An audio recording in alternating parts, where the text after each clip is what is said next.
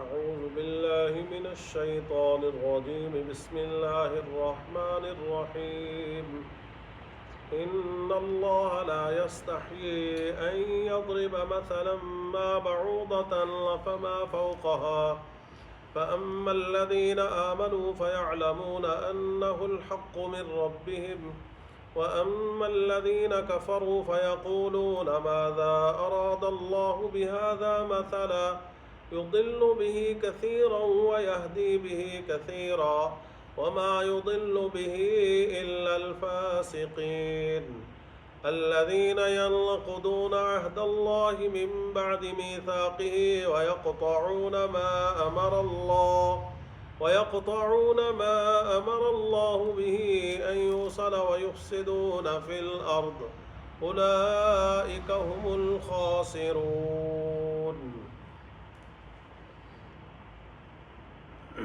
بے شک اللہ تعالیٰ حیا نہیں فرماتا مثال کو بیان کرنے سے مچھر کی یا اس سے کم تر. بہرحال وہ لوگ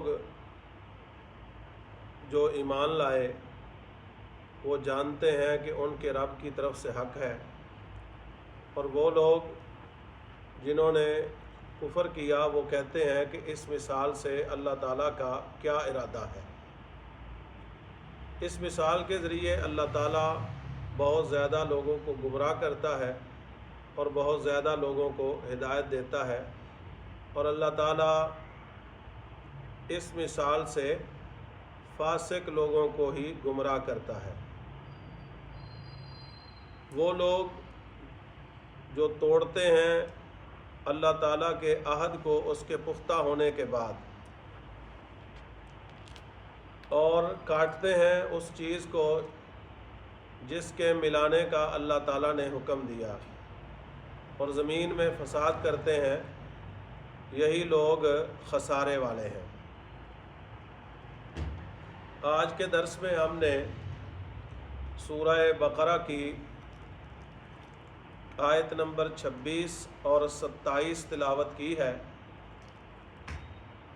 جس میں 26 نمبر آیت میں اللہ رب العزت ارشاد فرماتا ہے کہ بے شک اللہ تعالیٰ مثال بیان کرنے سے حیا نہیں فرماتا، چاہے وہ مچھر کی ہو یا اس سے بھی کم تر چیز کی. کیونکہ یہ آیت مثال کے ساتھ ساتھ مشرکین مکہ کا رد بھی مطلوب ہے کہ انہوں نے کہا کہ اللہ تبارک و تعالیٰ کی شان بڑی ہے، وہ عظیم ذات ہے، تو عظمت کی وجہ سے یہ چھوٹی چھوٹی چیزوں کی مثالیں بیان کرنے سے اللہ تعالیٰ کو کیا مقصد ہے. تو اس پر رب ذوالجلال نے یہ آیت نازل فرمائی کہ سمجھانے کے لحاظ سے کوئی بھی مثال دینی پڑے تو رب ذوالجلال سمجھانے کے لیے کسی طریقے کی بھی مثال بیان کر سکتا ہے. اور پھر آگے اسی آیت میں اس طرف بھی توجہ دلائی گئی کہ یہ مثال معیار ایمان بھی بن گئی اور معیار کفر بھی بن گئی، کہ اگر جو صاحب ایمان ہیں جن کو اللہ تعالیٰ نے قلب سلیم اور فطرت سلیمہ عطا فرمائی ہے اور اپنی وحدت کا نور عطا فرمایا ہے، وہ اس مثال کو حق جانتے ہیں اور سمجھتے ہیں کہ جو کچھ ہمارے رب نے بیان کیا ہے یہ سچا بیان کیا ہے اور یہ ہمارے فائدے کے لیے ہے. اور جو لوگ ہدایت سے محروم ہیں اور جن کے دل سیاہ ہیں تو وہ اس میں نکتہ چینی کرتے ہیں اور طرح طرح کی باتیں نکالتے ہیں اور لوگوں کو اکساتے ہیں کہ دیکھو اللہ کی شان کتنی عظیم ہے، تو اس نے اس مثال سے کیا ارادہ کیا ہے، کیا اس کا مقصد ہے. تو اللہ تعالیٰ نے فرمایا کہ مقاصد میں سے ایک مقصد یہ بھی ہے کہ بہت زیادہ لوگ جو ہیں اس مثال کے ذریعے ہدایت پا کر جنت میں چلے جاتے ہیں، اور بہت زیادہ اسی مثال سے جو ہے وہ گمراہی کے دلدل میں پھنستے ہیں اور جہنم میں جا پہنچتے ہیں. پھر فرمایا کہ جو لوگ اس مثال سے ہدایت حاصل نہیں کرتے وہ فاسق لوگ ہیں. فسق کے لحاظ سے یہ فاسقین، فاسق کی جمع ہے، اور فاسق اس شخص کو کہتے ہیں جو کبیرہ گناہ کا مرتکب ہو. تو فاسق کے آگے مختلف درجات ہیں، ان میں سے پہلا درجہ ہے تغابی۔ تغابی اس شخص کو کہا جاتا ہے کہ جو کبیرہ گناہ کبھی کبھی کرے۔ اور دوسرے نمبر پر انہماک ہے۔ انہماک اس شخص کو کہا جاتا ہے، وہ فاسق کہ جو کبیرہ گناہوں کا جو ہے مرتکب بار بار ہو اور بچنے کی طرف رجوع نہ کرے، یعنی بچنے کی پرواہ نہ ہو اس کو۔ اور تیسرے نمبر پر فاسق جہود، یعنی وہ شخص ہے کہ جو کبیرہ گناہ بھی کرے اور اس گناہ کو حلال بھی سمجھے۔ اب یہ 3 درجے فسق کے ہیں، اور یہاں یہ تیسرا درجہ ہی مراد ہے کہ یعنی جو بندہ گناہ بھی کبیرہ کرتا ہے اور کبیرہ گناہ کر کے اس پہ اصرار بھی کرتا ہے اور اس کے حرام ہونے کا بھی منکر ہے۔ تو جب کوئی شخص کسی چیز کو جب اللہ نے حرام کیا ہو اور وہ اس کو حلال جانے تو وہ بھی اسلام سے نکل جاتا ہے۔ اس لیے یہاں فاسق سے مراد کافر ہے، جیسا کہ اگلی آیت میں اس کی مزید وضاحت اللہ تعالیٰ نے فرمائی کہ الذین ینقضون عہد اللہ، کہ وہ لوگ جو اللہ تعالیٰ کے عہد کو توڑتے ہیں، من بعد میثاقہ، اس کے پختہ ہونے کے بعد۔ اب یہاں عہد سے مراد یا تو وہ وعدہ ہے جو پروردگار عالم نے ساری انسانیت سے اپنی ربوبیت کے لیے لیا کہ الستو بربکم، کیا میں تمہارا رب نہیں ہوں؟ تو سب نے وہاں جواب دیا قالوا بلا، یعنی ہر ایک بول کے آیا ہے کہ یا اللہ تو ہمارا رب ہے۔ اب یہاں اس وعدے کی آزمائش کے لیے رب ذوالجلال نے ہمیں بھیجا ہے۔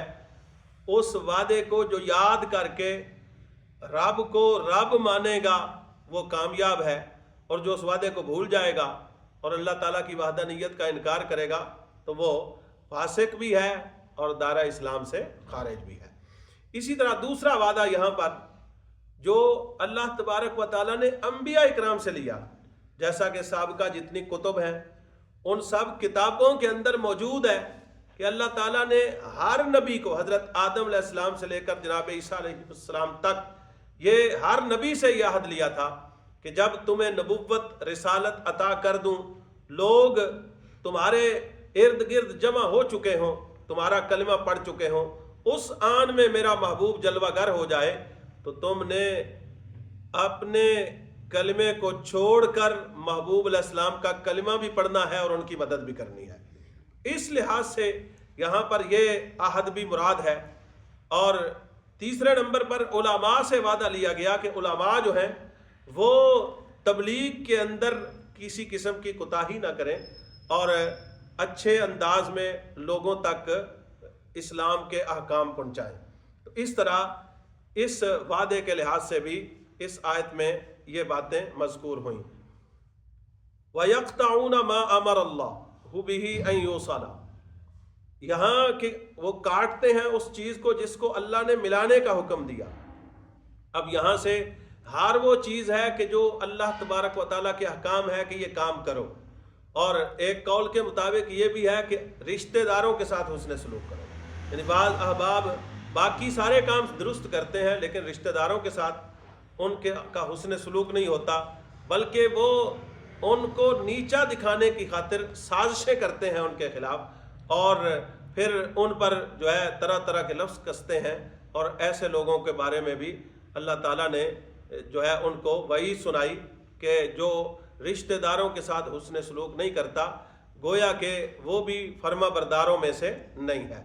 تو اللہ نے فرمایا کہ یفسدون فی الارض، وہ پھر زمین میں فساد کرتے ہیں۔ اب اس سے بڑا اور کون فسادی ہے کہ رب نے جس کو پیدا کیا ساری نعمتیں دی، جب وہ رب کی نعمتوں کو نہیں مان رہا تو وہ فسادی ہے۔ فساد اصل تو مسئلہ یہ ہے کہ جو چیز بندے کو ملی ہے اللہ کی طرف سے وہ اس کا رب کا شکریہ ادا کرے، شکر کی بجائے وہ الٹا اکڑتا ہے تو یہ بھی فساد ہے۔ اسی طرح نبی علیہ الصلوۃ والسلام کی رسالت کو نہ ماننا اور دیگر معاملات جو ہیں ان کے لحاظ سے کوتاہی کرنا یہ بھی فساد کے زمرے میں آتا ہے۔ اور اللہ فرماتا ہے اولئک هم الخاسرون، کہ یہی لوگ جو ہیں وہ نقصان والے ہیں۔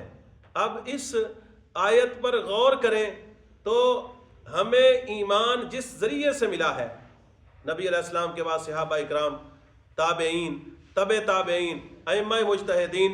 तो गोया कि हमने इनके ज़रिए से ईमान जो है वो हम तक पहुंचा है दर्जा बदर्जा, और हमने कलमा पढ़ा। तो अब ज़ाहिरी बात है कि हमें इन लोगों के साथ जोड़ मेल रखना चाहिए। आज बदकिस्मती से ऐसे लोग भी पैदा हुए कि जो हमसे पहले लोग जो हैं उनको बुरा कहते हैं और उनमें खामियां तलाश करते हैं। तो अल्लाह तबारक व तआला ने फरमाया जो ऐसा करता है कि जो पिछले लोग हैं, सहाबा हैं, अहले बैत हैं, ताबेईन हैं और दीगर जो हजरात पहले हमसे गुजर चुके हैं, जिनके ईमान की गवाहियाँ सारा जहान दे रहा है, तो वो उनके बारे में अगर कोई ढीली बातें करते हैं या लोगों को उनसे मुतरफ़र करते हैं तो अल्लाह फरमाता है उलाइका हुमुल खासिरून, ये लोग क्या हैं, नुकसान वाले हैं। यानी वो अपना भी नुकसान करते हैं और दूसरों का भी नुकसान करते हैं। तो इस लिहाज से हमें अपने से पहले लोग जिनके ईमान पर सदियों से जो है वो अहले हक गवाहियाँ देते आ रहे हैं, तो उनके बारे में हुस्न ज़न रखना चाहिए और उनके नक्शे कदम पर चलना चाहिए और उनकी मैयत में रहना चाहिए। यही राह एतदाल है और यही सिरात मुस्तकीम है। अल्लाह ताला की बारगाह में दुआ है कि रब्बे ज़ुल जलाल हमें हक पर कायम रहने की तौफीक अता फरमाए।